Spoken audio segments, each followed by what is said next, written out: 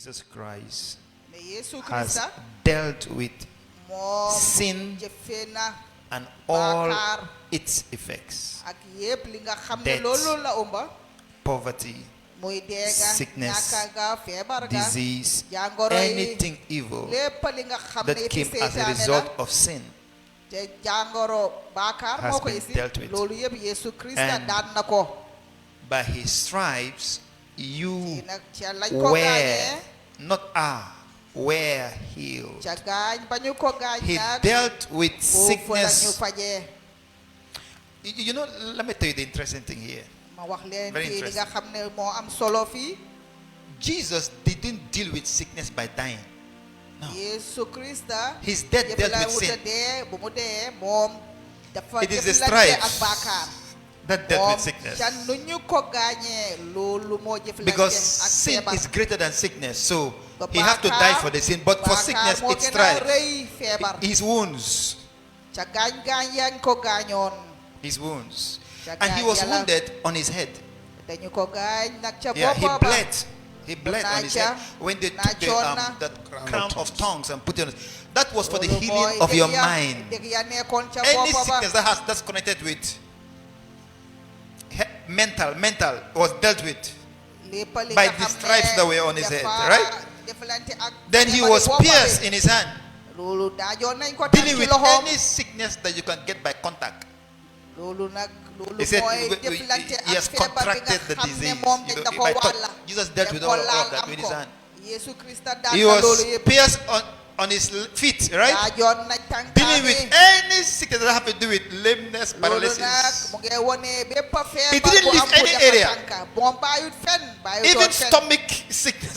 biir ba sax By his feebari side, he biir was yi sax everywhere. It was for your moom healing. fu nekk But here's the thing. Here's the Daan na ko. bigger picture. pour wax la lu mag li He gave you his life, Yesu daf ñu jox which tuddoom is bi nga xam ne a life that nga xam ne repels mooy dunda sickness. It repels sickness.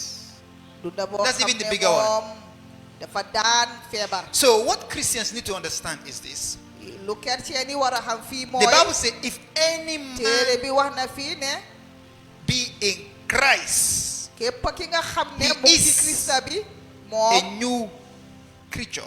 Malaria is caused by mosquito. malaria sibiru loolu yooyee ko di def yooyu Mosquitoes yaa ko are def. wicked, man, very wicked. How did they become wicked? naka la ñëwee nag ba soxor They've been corrupted by a spirit. Satan corrupted all of them. I think, You it sohor. may be sounding funny, but that's true. Dara The du ko mosquito def daanoo. itself yooyu bi nag si boppam was not created to feed parasitically. loolu nekkul ne dañ ko sàkkoon pour muy def si By nit ñi its jàngoro. order of creation, it was to feed on nectar. ñoom nag dañ Not waroon blood. nag The fall ca la nga caused xam it ne to dañuy oyee brought about a mutation waaye seen daanu that now it lives only on looloo tax on blood. When we leave this realm parce que suñ and dee get to heaven, si dunda bi we dundi can be àdduna playing bi, it. You dundi realize nekk that these animals like lions, they become ca àdduna, harmless. di ngeen gis ne rab yooyu noonu What is the foofu difference? ñoom duñ They're in the gaañee, realm where there is soxoruñ. no sin. I want to ask a question. dama Man of am God, laaj can- ma bëgg a laaj Someone becomes sick because of negligence. It's because there are principles that you cannot just ignore. You can't daanu ignore. am na yenn yoon Even yoo xam eating ne too much. waruloo see ñàkk a bàyyi xel Eating too much, di lekka lu bari sax too much food. di lekka bu bari And after you eat too much food, soo too much lekkee lekk bu carbohydrates, bare you don't even exercise. doo sax yëngal sa yaram And they become fats in your body. nga am nag Fat nga and xam ne toxic. nag And you cannot say the devil, it's not the devil, it's your negligence. loolu nag nekku di Coming to the issue of negligence, loolu nag that's mooy very, bañ very di important. bàyyi There are xel. people who are sick Am na today ñoo because xam of ne ñu ngi negligence. feebar ngir loolu ñoom ñoo ko waral ñoo ko teg seen boppa Years ago, I looked along my family. At that time, I'm born again. I'm still born again. And I found out that what killed my grandmother ci suma and bokk néeg what is lu common kil- among lu my rey family suma members maam is high blood pressure. ak li ko xel rey sumay bokk néeg mooy maanaam So deret bu I bari made up my mind. Till I become 90, if the Lord tarries, I will not have high blood pressure. man nag wax naa si You know what? mënuma The first am thing I feebar know boobu. is I know how to manage stress. No Parce que man load of xam stress naa I ever carry on my head. man du When my may wife dal says, lépp tomorrow, li nga Jesus xam said ne tomorrow maanaam has enough of his stress own troubles. So I will not carry la. Ma ne anything as a ëllëg load naa ko on ne me. ëllëg moom bés I know the boppam la. Bible says cast your case on him. Téere If bi you wax na ne nag know how to cast your soo case on xamee him. nag naka ngay And the tegee sa second lépp thing si yàlla. comes to the point that one, I strictly diet. Man nag dama I dee can go out wàññi la nga xam ne mooy anywhere suma and find lekka. any food and eat, but not in my house. Man dinaa If dem my fu wife nekka, cooks it, I'll not eat it. gis lekka ma lekka waaye su dee suma jabar a ko tooga duma ko lekka. All this we go, they put mayonnaise and even vegetables, they put mayonnaise there. Anything. Mais I da can nga eat xam that ne one and I know it's just for once. But you will not come to my house and find that. If you find it, maybe a day like today, my son's birthday, tey suma it's once. But if not, it cannot be every day. benn yoon lay nekka waaye nekk loo xam ne dañ koy def saa su nekk. You see, I realize that one, a white man will have money and live longer. A black man will have money and die. I say, naa ne tubaab dina am xaalis mu dunda ay at yu bare bare waaye nit ku ñuul moom dina am xaalis te teel a dee. you know what? It's called discipline. When I went to the UK, man of God, in 2011, and it was a conference of doctors, and the first day we went out on lunch break. You know the normal typical African, I carry a big plate, went and feel it like this. When I came and placed my plate and then I look around, you know it's buffet, you serve yourself. I look around, I found out these people, we are putting just spoons. I was so ashamed. So ashamed. The next meal I have to become a white man. Even though I was suffering, I have to become a white man. But the truth is that, you see, when you have money and you're not disciplined, you kill yourself. You can see a young man that was lean. Wait for him until he starts walking.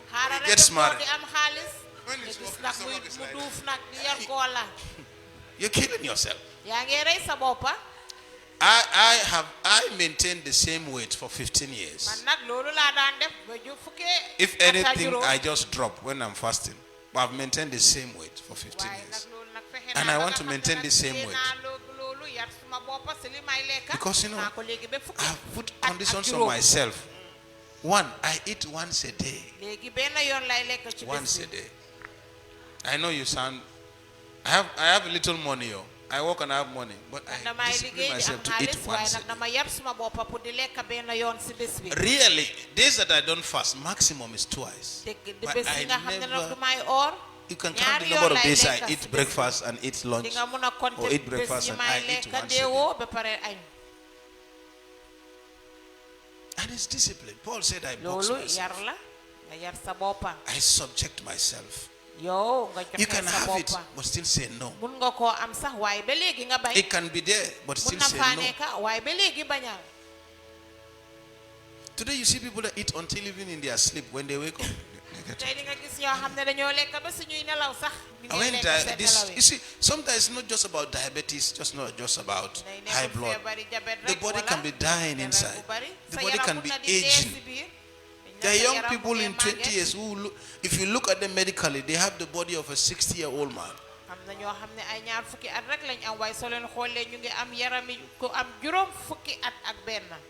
So, negligent skills. You need sleep.